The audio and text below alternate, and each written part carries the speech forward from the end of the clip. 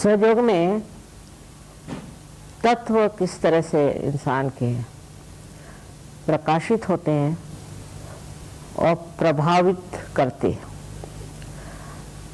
असल में हम अपने तत्वों से अनभिज्ञ हैं, क्योंकि उनके अंदर अभी अध्यात्म का प्रकाश नहीं है, सिर्फ बातें होती रहती हैं अध्यात्म पर। और जैसे कि आदि शंकराचार्य ने कहा कि माँ, ये शब्द जालम से मुझे आप छुड़ाइए। तो शब्द के जाल में फंसे हुए जो साधक होते वो भी उसी में बहते रहते, और अगर उनके कोई गुरु मिल जाए तो फिर तो उनका बचना बड़ा मुश्किल, क्योंकि वो उनको कहेंगे कि चलो तुम ये जप करो, नहीं तो पदयात्रा करो, सर के बल खड़े हो जाओ। वो जिंदगी भर यही करते हैं। असल में अपने अंदर जो हम कहते हैं कि धर्म आना चाहिए, भारत में कम से कम लोग मानते हैं कि हमें धार्मिक होना चाहिए, मानते हैं। थोड़े लोगों को छोड़ दीजिए, अधिकतर लोग सोचते हैं कि हम धार्मिक हो जाए तो अच्छा है। अब धार्मिक होने के लिए हमारे अंदर धर्म जागृत होना चाहिए, लेकिन हम बाह्य के धर्मों में फंस जाएं तो वो धर्म फिर जागृत नहीं हो सकता। जैसे सवेरे से शाम तक ये करो, वो करो, वो करो, वो करो, भगवान के नाम पर उपास करो और तपस्या करो और पता नहीं दुनिया भर की चीज़ है, लेकिन कुंडलिनी आपकी माँ है, आपकी अपनी वैयक्तिक इंडिविजुअल माँ है। वो आपके अंदर शक्ति बनाए हुए बैठी हुई है और वही सारा कार्य करेगी। तो जब आपके अंदर जागृति आती है तो वो हर एक चक्रों में से गुजरती है। जब वो हर एक चक्रों में से गुजरती है तो उन चक्रों को वो पहले तो समग्र करती है, इंटीग्रेशन आता है, और उन चक्रों को प्लावित करती है, जिससे कहना चाहिए कि नर्चर करती है, और उससे वो चक्र जो है वो प्रसारित हो जाते हैं, अनेक कार्यों करती है। और सबसे बड़ी बात यह कि जब वो ब्रह्मरंध्र को छेद कर और चारों तरफ फैली हुई इस पावन शक्ति से एकाकारिता प्राप्त करती है, तब वो सारी शक्ति अपने शरीर के अंदर दौड़ने लग जाती है। अब इससे जो पहला लाभ होता है वो ये है कि हमारे अंदर जो सुप्त स्थिति में जो तत्व हैं वो जागृत होते हैं। अच्छा समझ लीजिए, अगर एक आदमी में ये तत्व है कि वो बड़ा भारी देशभक्त है, बहुत बड़ा, अब बड़ा देशभक्त है और देश के लिए ये करना चाहता है, देश के लिए वो करना चाहता है। कभी कभी इस तरह की बातें जो करते हैं वो ये नहीं जानते कि देशभक्ति ही सब कुछ नहीं। अगर आप देशभक्ति में बह गए तो न जाने क्या कर दें।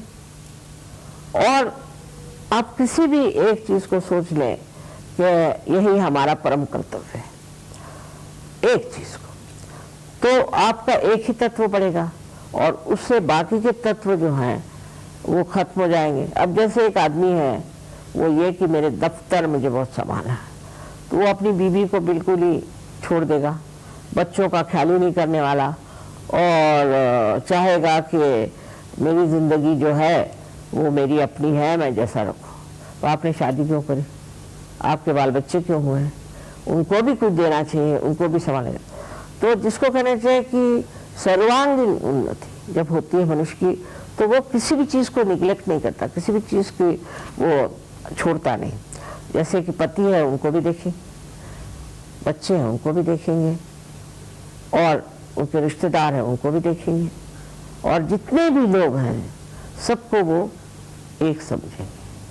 तो ये जो हमारे अंदर भावना आ जाती है जब, तो सबसे पहले हम कहते हैं कि यह आदमी तो बड़ा ही बदल गया, देखिए कैसे सबके साथ इसने जनसंपर्क कैसे छाया है।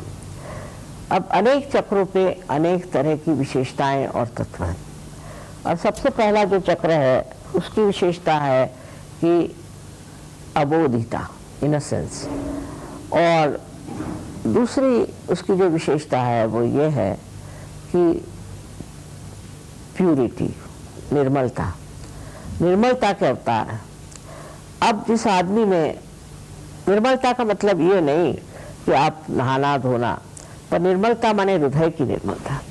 जो आदमी अपना जीवन अपने गलत कामों में लगाता है और अपनी मूलतः जो आपका स्वभाव ऐसा हो जाए कि आप औरतों की ओर देखें, औरतों के पीछे भागें, जिनको लंपटपना कहते हैं, वो लंपटपना जो है वो इस चक्र से आता है और उसके खराबी के कारण अनेक बीमारियां हो जाती हैं, अनेक तकलीफ होती है। सबसे बुरा तो इन्हीं इस चक्र का क्रोध है। वो इतना भयंकर होता है क्रोध कि उससे न जाने क्या क्या मनुष्य को बीमारियां हो सकती हैं। जैसे एड्स है अब हो गए या और भी जो गुप्त रोग हैं सारे उसी की वजह से होते हैं। तो जब कुंडलिनी जागृत होती तो आश्चर्य की बात है कि मूलाधार चक्र का उसमें कोई हाथ नहीं होता, क्योंकि कुंडलिनी तो ऊपर है उसके। तो होता क्या है कि कुंडलिनी को ये चक्र जगने ही नहीं देगा जो आदमी ऐसा हो, उठने ही नहीं देगा, क्योंकि उसमें जो बैठी हुई शक्ति है वो इसे रोकेगी। ऐसा आदमी बहुत मुश्किल है पार होना। तो सबसे बड़ी मूल चीज हमारे अंदर ये होनी चाहिए कि नैतिकता, और जिस इंसान में नैतिकता का अभाव होता है तो उसकी कुंडलिनी बड़ी कमजोर हो जाती है और वो बड़ी तकलीफ में फंस जाता है, क्योंकि इस तरह की बीमारियां हो गई, ये हो गया। और विलायत में तो ये है कि आप किसी से कुछ कहो तो कहते व्हाट्स रॉन्ग, इसमें क्या खराबी है। तो जब वो व्हाट्स रॉन्ग होता है तब वो जब उनको एड्स होगा तो व्हाट्स रॉन्ग, कुछ भी हो जाए तो व्हाट्स रॉन्ग। उस तरह का अगर हम लोग भी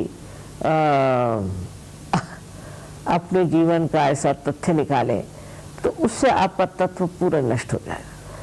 प्रदेश में तो ये तत्व बहुत नष्ट हो चुका था, लेकिन अब सहयोग से काफी पनप रहे हैं। तो सबसे बड़ा ये है कि मनुष्य को मूल एक सभ्य गृहस्थ की तरह रहना चाहिए और सीमित अपने घर के पत्नी और ऐसी जो रिश्ते हैं उसको बहुत पवित्र समझ के उसमें रचना चाहिए। उससे ये तत्व जो है ठीक रहता है। पर जब कुंडलिनी जागृत होने लग जाती है और अगर किसी आदमी को समझ लीजिए दोष है तो ये चक्र जो है ये उठने नहीं देगा, ये कुंडलिनी को पूरी तरह से अवरुद्ध करेगा। वो आदमी चाहेगा कि हम चाहते हैं, वो बहुत कहेगा कि हमें तो पार होना है, लेकिन उसका जरा मुश्किल है पार होना। फिर उसके अंदर ये भावना आती कि आखिर मैं क्यों नहीं पार हो रहा हूँ, क्या बात है। तो उसके इलाज सहयोग में है किस तरह से इस तत्व को फिर से जागरूक करना चाहिए, उसके इलाज हैं। और वो जब आप इलाज कर लेते हैं उसके बाद ठीक है। उसके बाद जो दूसरा चक्र है इसे हम स्वादिष्ठान चक्र, इस चक्र का तत्व है कि आप सृजनशाली हो जाते हैं, आपके सृजनता बहुत बढ़ जाती है। ऐसे लोग जिन्होंने कभी एक लाइन भी कविता नहीं लिखी वो काव्य लिखने लग जाते हैं, जिन लोगों ने कभी भाषण नहीं दिया वो बड़े भाषण देने लग जाते हैं, और जिन लोगों ने कभी पेंटिंग नहीं करी, कुछ कला नहीं देखी, वो कलात्मक हो जाते हैं, बहुत सृजन हो जाते हैं। हमारे आर्किटेक्ट्स लोग हैं वो कहाँ से कहाँ पहुँच गए। तो इंसान में सृजनता आ जाती है, क्योंकि वो अपनी सृजनता को बड़ी ऊंची चीज समझता है। फिर उसको पैसे की परवाह नहीं होती कि पैसा जो है उसको देखो और सृजनता कैसे भी करो। और नहीं, बहुत से लोग चाहते हैं कि हमारा बड़ा नाम हो जाए तो कोई ना कोई बड़ी विक्षिप्त सी चीज बना के रख दो। कुछ विचित्र चीजें आजकल जैसी बनती हैं इसलिए कि हमारा बड़ा नाम हो जाएगा, लोग हमें बहुत याद करेंगे, पर उसमें कला नहीं। तो कला का जो महान अंश है उसको प्राप्त करते हैं आप जब आपका ये दूसरा वाला चक्र है स्वादिष्ठान, ये ठीक होता है। और इसके कारण, स्वादिष्ठान के कारण ही हम बहुत जब सोचते हैं तो हमारा जो मस्तिष्क है उसके अंदर जो ग्रे सेल्स हैं उसकी शक्ति इस्तेमाल करते हैं, तो ये उस शक्ति को पूरित करता है ये चक्र।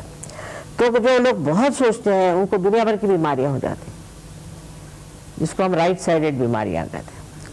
उसमें से एक बीमारी तो एक उसका लिवर खराब हो जाता है, और दूसरी ये कि उसको पैनक्रियाज में उसको डायबिटीज़ हो सकता है, वो नहीं हुआ तो उसको किडनी ट्रबल हो जाएगा, वो नहीं हुआ तो उसको कॉन्स्टिपेशन हो जाएगा, वो भी नहीं हुआ तो उसको अस्थमा हो जाएगा, वो नहीं हुआ तो उसको हार्ट अटैक भी आ सकता है, और सबसे ज़्यादा तो उसको पैरालिसिस भी हो सकता है।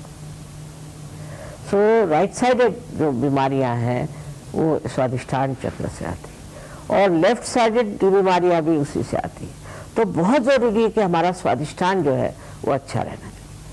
अब ये किस तरह से स्वादिष्ठान वो कुंडलिनी संभालती है और उसको देती है कि जब किसी की कुंडलिनी आप जागृत करिए, अगर उसका स्वादिष्ठान चक्र पकड़ा हुआ है तो बराबर पीठ में जहाँ पर स्वादिष्ठान चक्र है आपको ऐसा लगता है जैसे वहाँ कोई हार्ट है कि क्या, ऐसे पूरी तरह से जोरों में स्पंदन होता है, तो आपको पता हो जाता है कि आदमी के राइट स्वादिष्ठान पकड़ा। अब वो राइट स्वादिष्ठान जब साफ हो जाए देखो तो मनुष्य का चित्त जो है एकदम स्वच्छ हो जाता है, और उसके अंदर जो ये स्ट्रेस और वगैरह जो आजकल प्रकार है वो सब खत्म हो जाता है, और वो शांति में विराजमान हो जाता है।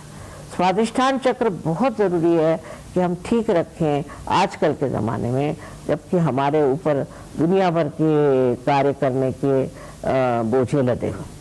स्वादिष्ठान चक्र को ठीक रखने से मनुष्य कितना भी परेशान हो, कोई भी उसको तकलीफ हो, शांतिपूर्वक उसे देखता है साक्षी स्वरूप, और समझता है कि क्या खराब। अरे ये स्वादिष्ठान चक्र तो आजकल इतना खराब होता है, उससे इतनी बीमारियां होती, सब कुछ है, पर तो भी स्वादिष्ठान चक्र की कुछ विशेषता है कि कलयुग में ये बहुत ही बेकार है।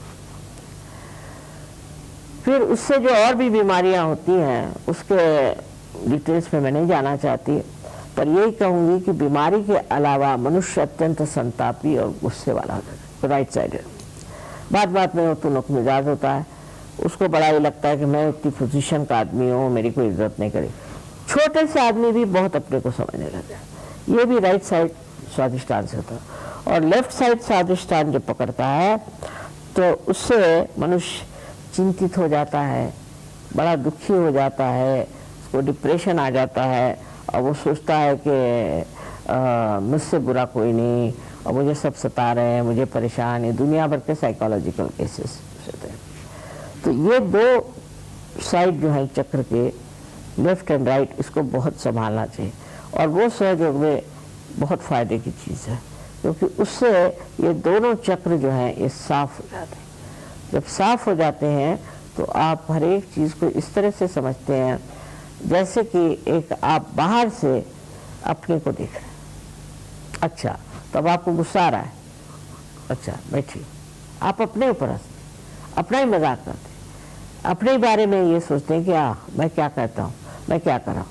तो उस तरह से मनुष्य अपने चित्त को वहाँ डाला, और ये आपका जो चित्त है वो प्रकाशित हो गया, तो वो जो चित्त है उसको ठीक कर देता।